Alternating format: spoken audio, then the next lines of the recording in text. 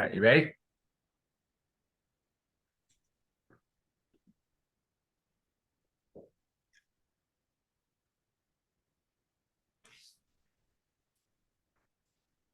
Okay, ready?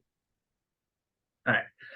Teachers as agents of police, presented by Joshua and Sydney. The topic that we're talking about today specifically goes into section 43, which is the use of corporal punishment within the classroom. Corporal punishment is, I guess, defined as the use of force in a corrective way, to put it in a blunt manner, if you will. Uh, We'll start off the presentation by doing a land acknowledgement. We acknowledge the homeland of the many diverse First Nations and Métis people whose ancestors have worked on this land since time immemorial. We are grateful to work, live, and learn on the traditional territory of Treaty 8 and Métis Region 6. Thank you so much for that. So in this presentation, we'll discuss the legal right of corporal punishment within the classroom. In the past, Canada has been a leading example of corporal punishment in some aspects, and now that dark part of history is being brought to the forefront, is being explored, and it's being done away with, we're fully I guess trying to explore the topic, discuss, and see, even though there's fragments of it within our classroom today, is it allowed? Should it be allowed? And is there ever any sort of instances where you as an educator, as a person, might have to use corporal punishment in the classroom, which is a absolutely absurd thought to say, but at the same time, modern classrooms are very, very different. And I guess this is just going to be an exploration of the topic as well as a discussion on it. So for the agenda, we're going to have a discussion of it, the current legality of it, prohibition, and future steps towards, the statistics, which are very, very surprising, and just a few sort of case studies and articles that we were able to find that kind of just are some examples. And I will kind of call to the forefront one of them that I feel like is an extreme example, but it does kind of touch on a teacher having to use force. But we'll get to that as the presentation goes on. What is corporal punishment?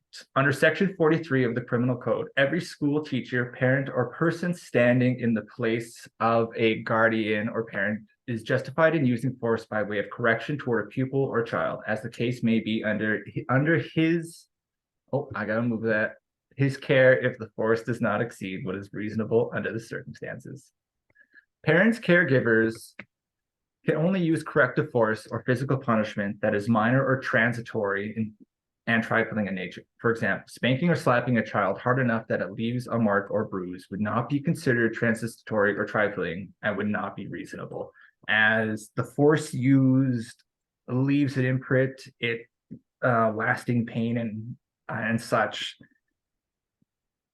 That type of force is immediately looked down upon. And I just kind of want to discuss it a little bit right now with corporal punishment and how, what is the definition of it, if you will? How do you personally define it? And that is, I think, something that each educator, of course, has a definition of, but when it comes to situations and predicaments, it can change. Situations happen, and it's such a tough thing to even approach, especially when the safety of educators is what is the topic, as well as the safety of children in education.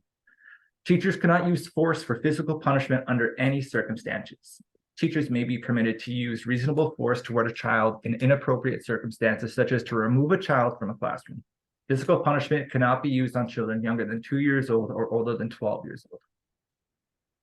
Physical punishment cannot be used on a child in anger or in retaliation for something a child did. And I think this one speaks a lot because we have all been in the situation, I feel, where a teacher, to put it bluntly, the kid got to them, or the kid got to them. And there's a moment of anger. I personally recall one incident in my own like educational journey where one teacher just lost his cool. There wasn't any sort of physical violence, no, but there was like verbal abuse, if you will, screaming at the top of his lungs at a student.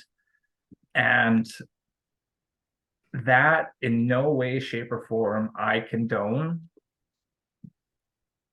Because not only does that affect the teaching environment, it affects the student's perspective of you, it sours it. And that in itself really lessens the student-teacher relationship. Objects such as belts or rulers must never be used on a child, and a child must never be hit or slapped on the face or head. I've seen this back in the day as a young child, and it was wild to see, but outside of educational settings, I must preface. And even then I thought, like, that's not how you discipline.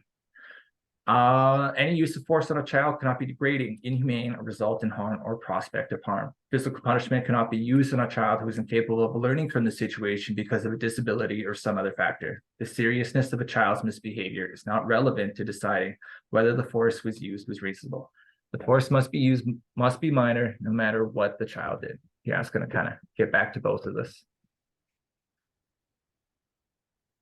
Corporal punishment in the world. Europe has outright banned with corporal punishment. There are still a few places that allow. The Republic of South Korea, Australia, and some southern states still allow for corporal punishment. In Australia, school corporal punishment is banned in 5 of its 8 states and territories.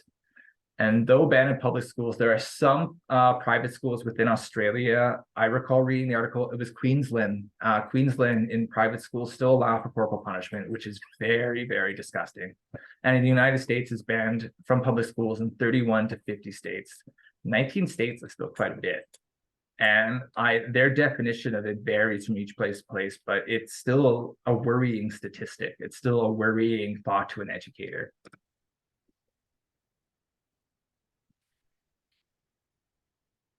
Corporal punishment of children in Canada. I'll start with a quote here. Every school teacher, parent, or person standing in the place of a parent is justified in using means of correction toward a pupil or child, as the case may be, who is under care, if the force is considered what is reasonable under the circumstances. Section 43 of the Criminal Code allows use of reasonable force by way of correction, and it applies to the following institutions: schools, daycares, and alternative care centers. It is also legal in home settings. So force can be used as long as it is justified in being reasonable given the circumstance. Next slide, please. What justifies reasonable force within a school setting? So I'll mention 3 situations that I have witnessed working in schools. The first one is where a child, well, we were out on supervision and a child was running away from the playground towards a road, and she wouldn't listen as we were calling her to come back to the playground. She just kept running. So a teacher needed to chase after her and needed to physically stop her from running by grabbing her. At the time, it seemed like that was the only way to get this child to stop running. She was putting herself in danger. As well as we know, when we're on supervision, we're also responsible for taking care of a lot of other kids. So this teacher needed to get the child who was running out of danger, as well as get back to supervising the other children. We don't really know why this child was running away. We think maybe she saw her parent. And grabbing the child really was the only option at the time. Obviously, she wasn't grabbed hard or anything, just enough to stop her from moving closer to the road.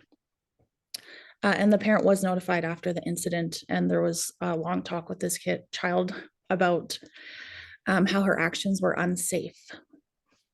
The next situation I was, well, we worked in a very inclusive classroom, and there was a child in there who was on the spectrum. He was nonverbal and he had very aggressive behaviors.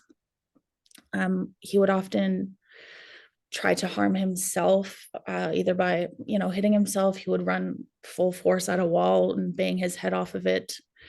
And he would also try to harm other children. There was this one kid, for some reason, he would always pick on. He would grab her by her hair and yank her off of her chair. So to prevent these situations from escalating, the woman who worked with him, and she was really great, she developed a relationship with him, but oftentimes she would have to restrict his arms or pick him up, kind of move him out of the situation. But nothing that I would deem that fell outside of the realm of reasonable force. And then the last one was a situation I observed actually going to school. Me and my brother were in a grade 1-2 class split. This was back in Paddle Prairie Métis settlement. My brother was always getting sent to the principal's office almost daily for one reason or another. And looking back, he probably would have benefited from having an EA, but he didn't.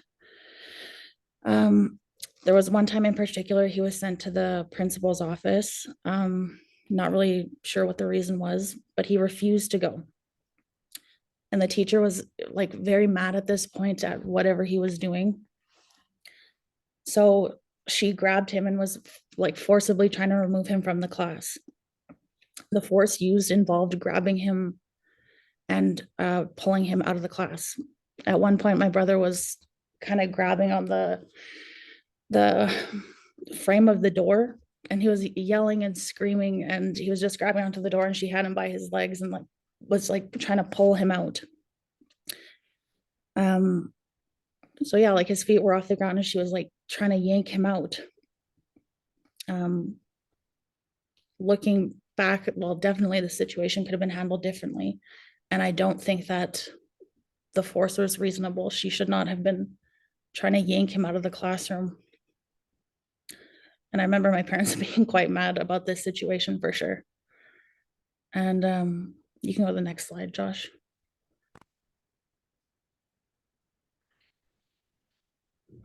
Corporal punishment in schools. The 2004 Supreme Court judgment stated that teachers may not use corporal punishment, although reasonable force can be used to remove a child from a classroom to secure compliance with instruction. So, but corporal punishment is prohibited in the following provinces, which are BC, New Brunswick, Newfoundland, the Northwest Territories, Nova Scotia, Nunavut, Prince Edward Island, Quebec, Saskatchewan, Yukon, and Ontario. And there's no legal prohibition in Alberta or Manitoba as of right now. That's the more I think about that, the more that's really crazy that Alberta still has this. Yeah. The call to end corporal punishment within the world. Sorry, our faces are in the way. Oh, within the classroom. Canada has long been the focus of attention over its decision to keep corporal punishment within the system. Evidence strongly suggests that there's overwhelmingly negative effects that stem from it. A student being embarrassed or being brought to the forefront of attention when that is not what they want, or just even the previous example, your poor brother being yanked out, yeah, that kind of force used in a classroom, it taints it in a way. It makes it negative, and because of that, like I said before, it disrupts that student-teacher relationship because it alters it, it darkens it. Mm-hmm. In 2015, the report of the Truth and Reconciliation Commission of Canada, which aims to redress the legacy of residential schools and advance the process of Canadian reconciliation, calls on the government of Canada to repeal Section 43 of the Criminal Code. In remarks on this recommendation made at a later date, Sweden encouraged Canada to include prohibition of corporal punishment. In a cross-sectional study in Jamaica, school children who received 1 to 2 types of corporal punishment scored lower on mathematics, and children who received 3 or more types of corporal punishment in school scored lower on spelling, reading, and mathematics. I wanted to add this statistic purely because I feel it speaks to my previous point that these instances where force is used only serves to harm the child's education, their attitude, their learning spirit, if you will, purely because it removes that safety factor. If the threat of violence is always there, you're always going to be scared of it. Here, just some statistics from the readings that we were shared. Do you want to go through this one? And I can do the next one if you like. Absolutely. So in 2013, 500 parents and main caregivers of children 0 to 6 years old living in Ontario were surveyed, and they found that 25% spanked or slapped their child at least once a week. 26% agreed that slapping and spanking are effective methods to educate a child. 72% disagreed. 55% agreed that slapping and spanking teaches children is acceptable to hit others, which I agree with that one for sure. 61% wrongly believe that Canada's law prohibits parents from physically punishing children of any age. I definitely agree with the 55% because if there's one thing that children pick up, it's how to emotionally regulate. And if violence is an expression to anger or frustration, that is going to be their output. Absolutely. In an online poll of more than 6,000 people, 54.6% spanking should not be allowed. 35% spanking should be allowed, and the limits set out by the Supreme Court in 2004 were reasonable, and 8.5% said spanking should be allowed and the limits are too strict. That's a worrying number. Like even 8.5 might be worrying, but the definition of too strict is it's troublesome. Especially if that 8.5% of the people who said that were educators, Yeah, exactly. Especially in places of power where they're overseeing, to even have that kind of mentality or mindset just demeans and belittles the position that they're in. In a Ledger marketing survey, this is really interesting. And I've been kind of bringing up these stats to everybody since I read it. In a Ledger marketing survey of 1,000 adult men in Alberta undertaken during February 2012. Now, mind you, this is 11 years ago. A lot can change, but still, this is worrying because, well, that's only 10 years ago, 11 years ago. 21% said slapping a child's face is acceptable behavior, while also 1 in 10 men said hitting a woman is acceptable if she makes them angry. That's 100 men out of those 1,000 men that thought that form of abuse is a way to control, exert authority, and that's disgusting.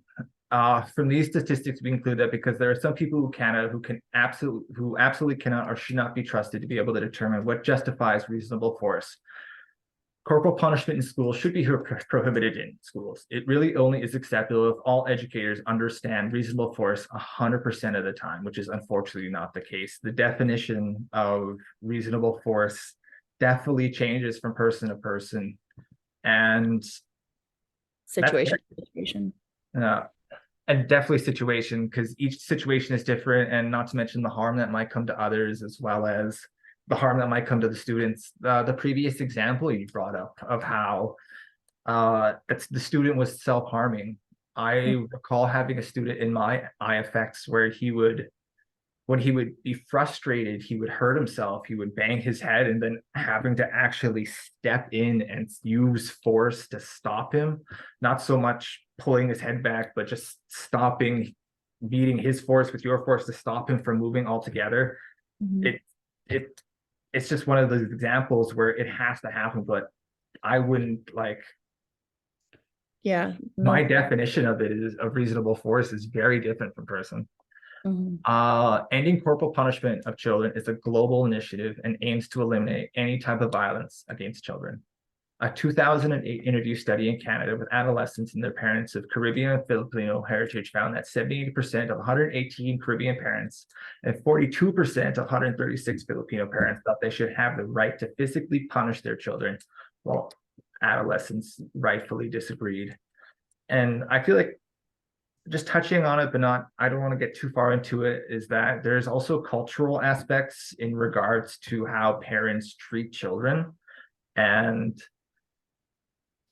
it's kind of good to hear that over time we're dispelling this, we're getting rid of them, and healing Mhm. is happening.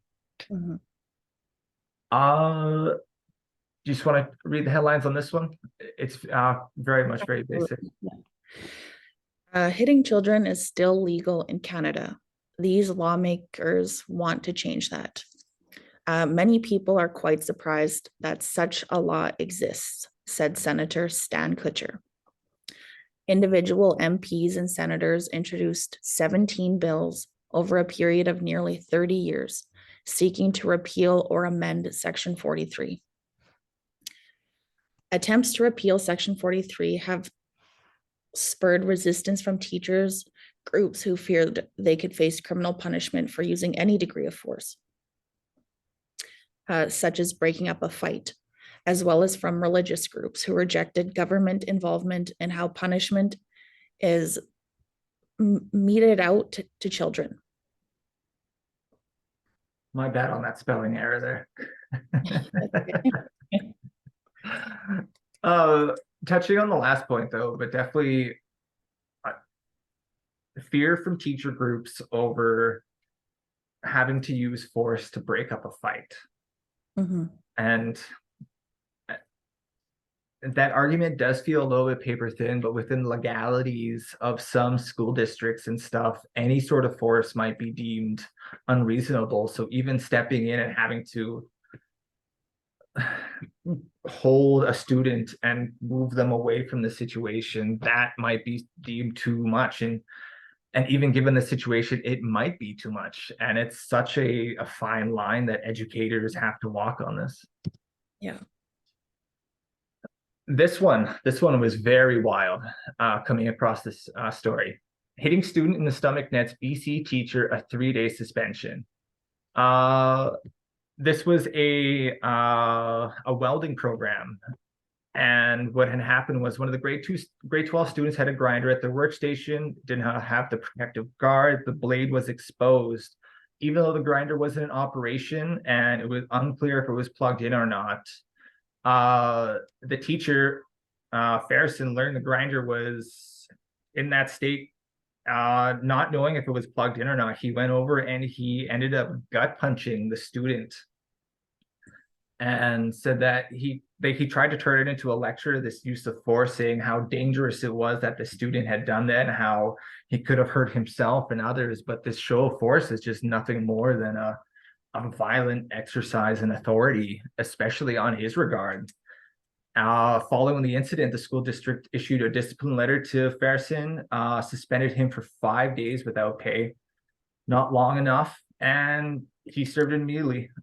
District also made him attend mandatory workshop on the topic of boundaries in teaching and attend a minimum of 5 counseling sessions. Though I feel like that is steps of growth towards that display of violence, that says a lot on a person, especially in a situation where there's danger, where the possibility of somebody getting hurt, and to show that they're being unsafe, you hurt them, just defeats the purpose. Yeah, absolutely. And this one I feel is a little bit weird. It's a little bit different. This is the one I've added. Teacher allegedly assaulted by students in a class. Oh, we got about a couple more minutes on this. We got 10 minutes and then we're good. A 65-year-old teacher suffered upper body injuries after being allegedly assaulted by a 13-year-old student. The teacher asked the student to change her behavior, and after which the student assaulted her with a pair of scissors, reportedly a pair of scissors. Now, this is just one of those situations where, what do you do? Of course, you don't want to hurt the child, but if you have, like, in a matter of self-defense, what do you do? And I guess thinking on this, think about this. We have a discussion question coming up that we kind of want you to just to linger on. Should corporal punishment be banned in Canada? Why or why not? Uh, Me personally, I feel that you should never use violence to teach a child a lesson. Yeah. I think it should be banned just on the basis of, there are teachers or educators who don't understand what justifies forcible forcible, what is the word I'm looking for? Right. Means of force. But also, like, it's just a fine line, because also teachers like that 65-year-old woman, with the scissors, what do you do at that point? And it's dangerous because I feel like the teaching landscape has changed over the years Yeah. to the point where it's not so much that our hands are tied, it's more so that violence is being the answer to stuff more often than not in these situations, and especially coming from students, where students will physically harm teachers in retaliation, and teachers harming students. The gut punch teacher, I'm still so disgusted by, because how, like, Yeah, that one. you're an educator, how could you do that? Yeah. Just it's crazy. I can't wrap my head around that one. There's lots of pros Uh, and cons. Definitely. This one is a little bit different, and I don't know. Can you think of any instances where corporal punishment might be needed within the classroom? And if so, is there another way to diffuse the situation?